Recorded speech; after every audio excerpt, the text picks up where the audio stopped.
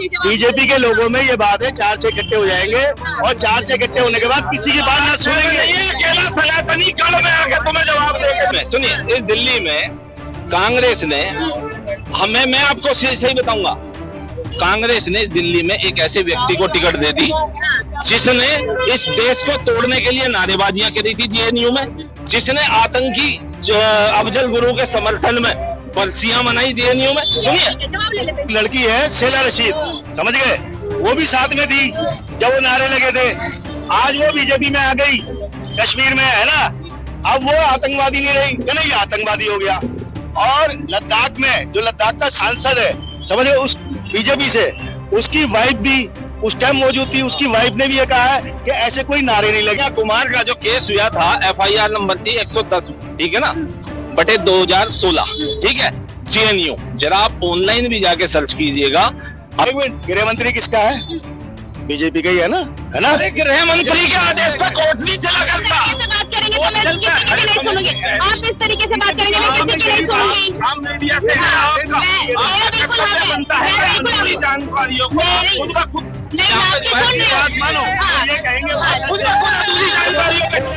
मैंने देखा कि यहाँ पर एक भाजपा समर्थक था और जिस तरीके से आपने पूरी वीडियो रिकॉर्ड हुई है, जिस तरीके से उसने बात की है, हमारे साथ बात की है, लगातार वो माइक छीनते रहे। प्रधानमंत्री हम तो चेंज करना चाहते हैं, क्योंकि रोजगार चाहिए लोगों को, कुछ नहीं चाहिए। महंगाई इतनी हो चुकी है कि आदमी आटा लेने जाता है, आज के टाइम में 30 से 40 रुपए किलो आटा मिल रहा है। कहाँ 15 रुपए, कम से कम 15 रुपए होना चाहिए जो आदमी गरीब खा सके। इतनी महंगाई तो आदमी क्या करेगा, भूखमरी आ रही है, लोग छीन झपट्टी पर चल रहे हैं, चोरी डकैती सब कुछ हो रहा है। पहले कांग्रेस के राज में ये लोग खुशहाल रहा करते थे। अब जनता क्या चाहती है? 4 जून जनता तो बदलाव ही चाहती है। कौन है मोदी जी के सामने? केजरीवाल है, मेन आदमी राहुल गांधी है। किसे चाहते हैं कि कुर्सी पर बैठे? राहुल गांधी। राहुल गांधी। मोदी जी क्यों? 10 साल में करा क्या इन्होंने? सटीक खबरों का सीधा असर। आप देख रहे हैं NCR समाचार, खबर भी असर भी। नमस्कार, मैं आपके साथ रितेशा मंगवाना और आप देख रहे हैं NCR समाचार। 4 जून को लेकर जनता में किस तरीके का माहौल है, जनता किसका इंतजार कर रही है और किसे अपना प्रधानमंत्री चुन रही है। सीधा जनता से जुड़ेंगे और जानने की कोशिश करेंगे कि 10 साल भाजपा के कैसे रहे, कितने काम हुए उनके लिए। क्या लग रहा है भैया, किसे प्रधानमंत्री देख रहे हैं और 4 जून को किसे चाहते हैं कि कुर्सी पर बैठे? राहुल गांधी। राहुल गांधी। मोदी जी क्यों? 10 साल में करा क्या इन्होंने? 10 साल में करा क्या है? सिर्फ जुमलेबाजी के अलावा क्या करा? कहाँ पर की नौकरियां? 350 सिलेंडर हजारों बिक रहा है। ये कहते थे कि डॉलर 56 रुपए का है, हमसे 40 पे ला देंगे, 35 पे, 86 रुपये 80 का डॉलर होता है। युवा को रोजगार कहाँ? आपको रोजगार है? 10 साल में हमारा काम ही बेमिसाल रहा है, विश्व में डंका बज रहा है। बताओ क्या काम है, एक भी गिना दो। मंत्री तो राहुल गांधी को बनना चाहिए। राहुल गांधी लग रहा है देश चला पाएंगे अच्छे से। क्यों नहीं चला पाएगा, पागल थोड़ा है, इंसान है, पढ़ा लिखा है, मोदी से ज्यादा पढ़ा लिखा है। मोदी तो एक अनपढ़ आदमी है, वो तो अनपढ़ आदमी है, मोदी से ज्यादा पढ़ा लिखा है, एक्टिव है, जवान है। मोदी तो बोलते में भी लड़खड़ाता है, उससे बोला भी नहीं जाता। उसको तो अब देश छोड़ देना चाहिए, किसी युवा आदमी के हाथ में देना चाहिए। 4 जून को किस तरीके का माहौल रहेगा? हम तो ये चाहते हैं कि चेंजिंग आनी चाहिए, चेंज होना चाहिए। चेंजिंग आनी चाहिए।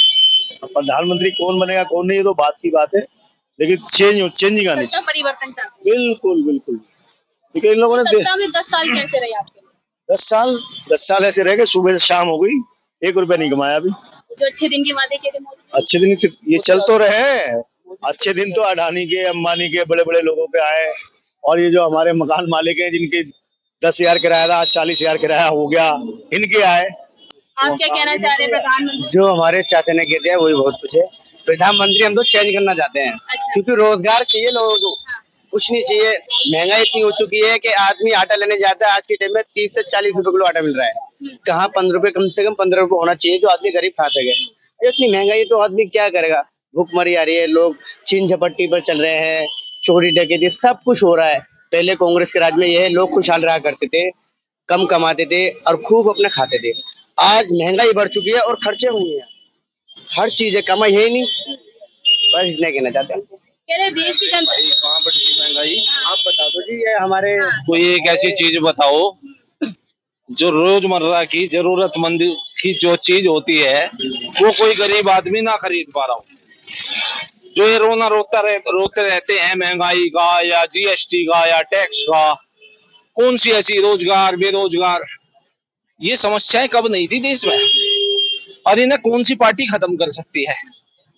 कोई एक पार्टी का नाम बता दो। कुछ तो होगा जी। जब और अगर तुम सोच रहे हो कि खटाखट जैसी कोई चीज इस दुनिया में होती है तो मेरे बंधु कुछ नहीं होती प्यारे। ये होता तो बहुत कुछ है अंकल जी। जो परोसना था, सुनो, जो कांग्रेस ने परोसना था परोस के दे दिया 70 सालों में। अब तो भैया आत्मनिर्भर बनो, ठीक है, समझे? जो एक विशेष जगह पे परोस के देना था वो दे चुकी कांग्रेस। कहाँ पर देना था? कहाँ पर देना था? दिया नहीं है। 60 साल देश के बहुसंख्यकों को सुनिए, देश के बहुसंख्यकों को तो बना दिया 2 दर्जे का नागरिक, और एक ही जगह सारी विशेष सुविधाएं परोस के रख दी। ठीक है, बना दिया। क्या मोदी सरकार भी वही करेगी? क्या वही चीज रिपीट करेगी क्या? सबका साथ सबका विकास। हाँ, मोदी सरकार तो कह रही है अरे हाईवे बन रहे हैं, कौन नहीं चल रहा? सारे चल रहे हैं। रेलवे की सुविधाएं, रेलवे क्यों नहीं चलेगा? अरे जब ट्रांसपोर्टेशन बेहतर होगा। आम आदमी की बात हुई, आम आदमी की ही तो बात बता रहे हैं। आम जनता के लिए क्या नहीं किया है? कुछ भी नहीं हुआ। क्या हुआ है? गाँवों में देख लो, हाईवे पे क्या गरीब आदमी हाईवे पे चल लेगा? उसे 2 वक्त का खाना चाहिए गरीब आदमी को। कैसे थोड़ी में निकलेगा? कहाँ दिया है बताओ, किसे दिया है? आप भी बोलो, देखो आपकी राय। मैं अपने जवाब लूंगी उस चीज का, बोलने दीजिए आप उन्हें। आप भी बोलना। कहीं भी आप गरीब आदमी को देख लो, मेरा साफ कह रहा हूँ, हाईवे पे अगर वो चल ले, अगर उसके घर में कार भी हो, चल के दिखा दे हाईवे पे वही तो चलेगा जिसके पास पैसा होगा। रोड टैक्स कंपनी पहले ले लेती है बाइक निकालने से पहले। अगर आप बाइक निकालने जाओगे आप रोड टैक्स पे कर दोगे, फिर हाईवे पे जाओगे 5 टोल पे करोगे। अगर आपको अब जनता क्या चाहती है? अब जनता क्या चाहती है? 4 जून जनता तो बदलाव ही चाहती है। कौन है मोदी जी के सामने? केजरीवाल है, मेन आदमी राहुल गांधी है और प्रधानमंत्री बने राहुल गांधी, ठीक है, एक ऐसा मूर्ख व्यक्ति जिसे खुद ये नहीं पता कि वो मंच पे बैठ के किस तरह से भाषण का जो है वो प्रयोग करता है, क्या वो बोलता है। बोलते बोलते मैं कहता हूँ चलो स्लिप ऑफ टंग होता है, लेकिन एक बार होता है या बार बार होता है। जिन्हें अपनी नीतियों का नहीं पता, जिनकी नीतियां स्पष्ट नहीं, सुनिए मेरे महाराज, जिनकी नीतियां स्पष्ट नहीं है, ठीक है, 1 लाख रुपए महिलाओं को देंगे खटाखट। अरे आएगा कहाँ से वो 1 लाख रुपया? आएगा कहाँ से? जरा ये भी मैनिफेस्टो में तो भाजपा के लखपति दीदी तो वो भी बना रहे हैं। वो क्या बना रहे हैं? मेरी बात सुनिए ना। लखपति दीदी क्या योजना है?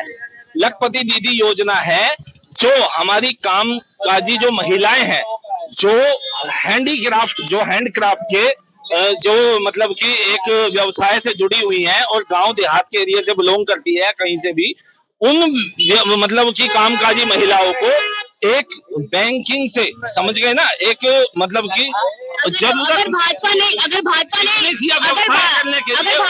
तरीके से सोचा है तो कहीं ना कहीं कांग्रेस पार्टी ने भी तो कोई रोड मैप बनाया होगा ना खटाखट देने के लिए। है ना, रोड मैप कांग्रेस पार्टी का बना हुआ है। वो अमेरिका वाला कानून कि आपके मरने के बाद आपकी संपत्ति को 55% हिस्सा सरकार ले लेगी, केवल 45% हिस्सा जो है आपके वारिसों को जाएगा।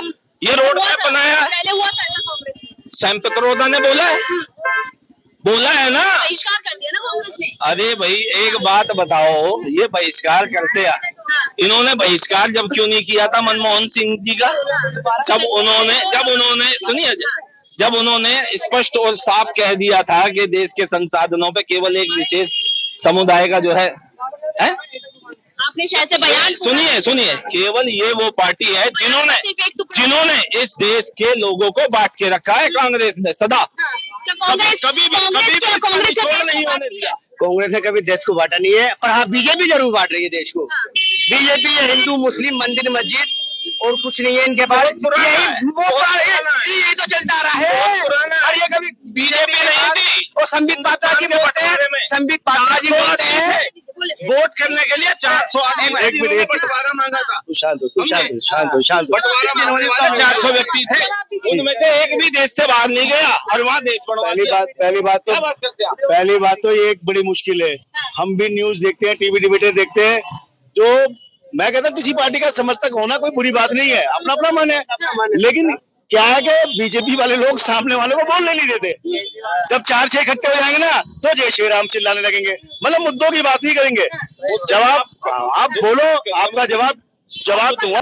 इस दिल्ली में सुनिए, इस दिल्ली में कांग्रेस ने मैं आपको सही बताऊंगा, कांग्रेस ने दिल्ली में एक ऐसे व्यक्ति को टिकट दे दी जिसने इस देश को तोड़ने के लिए नारेबाजियां करी थी जेएनयू में, जिसने आतंकी अफजल गुरु के समर्थन में बरसियां मनाई जेएनयू में। सुनिए, ठीक है, बताइए इनसे, मैं जवाब दूँ। ऐसे देश को तोड़ने वाले व्यक्ति को क्या हम सांसद के रूप में? अरे भाई साहब सुनो, आधी अधूरी जानकारी जो है ना बहुत घातक होती है इंसान के लिए, समझ गए। कोर्ट इनका, जज इनके, गृह मंत्री इनका, गृह मंत्री इनका, समझ गए। जांच कराओ, दोषी जेल में डाल दो, वो जेल से जमानत में क्यों घूम रहा है? एक मिनट सर, एक मिनट जवाब सुन लो, समझ गए। ऐसा कुछ होता तो जो एक लड़की है शेला रशीद, समझ गए, वो भी साथ में थी जब वो नारे लगे थे। आज वो बीजेपी में आ गई, कश्मीर में है ना, अब वो आतंकवादी नहीं रही, नहीं आतंकवादी हो गया। और लद्दाख में जो लद्दाख का सांसद है, समझ गए, उस बीजेपी से उसकी वाइफ भी उस टाइम मौजूद थी, उसकी वाइफ ने भी ये कहा है कि ऐसे कोई नारे नहीं लगे थे, वो भी बीजेपी में है। तो भाई साहब क्या कह रहे हैं? सुनिए, भाई साहब ने ले लिए ना, अब सुनिए, भाई साहब की बात का स्पष्ट जवाब दूंगा, तार्किक जवाब दूंगा, टेक्निकल पॉइंट के साथ जवाब दूंगा। तो ये जो कन्हैया कुमार का जो केस हुआ था, FIR नंबर थी 110, ठीक है ना, बटे 2016, ठीक है, जेएनयू। जरा आप ऑनलाइन भी जाके सर्च कीजिएगा, अभी तक 10 नामजद आरोपी हैं, जिसमें 2 ये कन्हैया कुमार और एक और हैं, और 8 अपने मुस्लिम भाई हैं उसमें। और जिसपे 2021 में दिल्ली पुलिस ने देशद्रोह का चार्ज लगा दिया था, राजद्रोह का धारा 124 है, जिसको लेके सुप्रीम कोर्ट ने सभी मुकदमों पे स्टे लगाया हुआ है। वो भी TV5 भारत आंध्र प्रदेश से जब एक FIR दर्ज हुई थी, तो रेट पिटीशन नंबर 682/2021, उसके चलते सभी मुकदमों पे जो है स्टे लगा हुआ है। जिस दिन स्टे खुल गया, तुम्हारा सांसद कन्हैया ये देशद्रोह के मुकदमे में जेल जाएगा। अरे होता है, जानकारियां लेनी होंगी। ऐसा है, मेरी बात सुनो, गृह मंत्री किसका है? एक मिनट, गृह मंत्री किसका है? बीजेपी का ही है ना, है ना? गृह मंत्री के आदेश पे कोर्ट नहीं चला करता। बात करेंगे तो मैं किसी की नहीं सुनूंगी। आप इस तरीके से बात करेंगे मैं किसी की नहीं सुनूंगी। हम मीडिया से जानकारियों को नहीं, मैं आपकी सुन रही हूँ। मानो ये कहेंगे जानकारियों पे क्लैरिफिकेशन दे। गृह मंत्री कोर्ट के ऊपर अपना विवेक अधिकार रख सकता है। बीजेपी के लोगों में ये बात है, 4 से इकट्ठे हो जाएंगे और 4 से इकट्ठे होने के बाद किसी की बात ना सुनेंगे। नहीं, अकेला सनातनी गढ़ में आके तुम्हें जवाब देके बातचीत करने के लिए लगातार देखिए यहाँ पर मुद्दों की बात हो रही थी। ये इन्होंने कहा है कि सनातनी गढ़, इससे पहले क्या था? इससे पहले क्या था? भाई से पूछो कहाँ गए? इससे पहले कुछ नहीं था। ये हिंदू मुस्लिम सिख ईसाई ये चारों का देश है, चारों का ही रहेगा हमेशा। चलिए बहुत बहुत शुक्रिया बातचीत करने के लिए। आपने देखा कि यहाँ पर एक भाजपा समर्थक था और जिस तरीके से आपने पूरी वीडियो रिकॉर्ड हुई है, जिस तरीके से उसने बात की है, हमारे साथ बात की है, लगातार वो माइक छीनते रहे। और देखना यही होगा कि अगर भाजपा फिर से आती है तो इस तरीके की गुंडागर्दी चलती रहेगी, ये बड़ा सवाल है। क्योंकि लगातार मोदी जी 400 पार का नारा दे रहे हैं, क्या 400 पार हो पाएगा या फिर इंडिया गठबंधन आएगा? मैं आपके साथ कृष्णा मंगवाना और आप देख रहे थे NCR समाचार।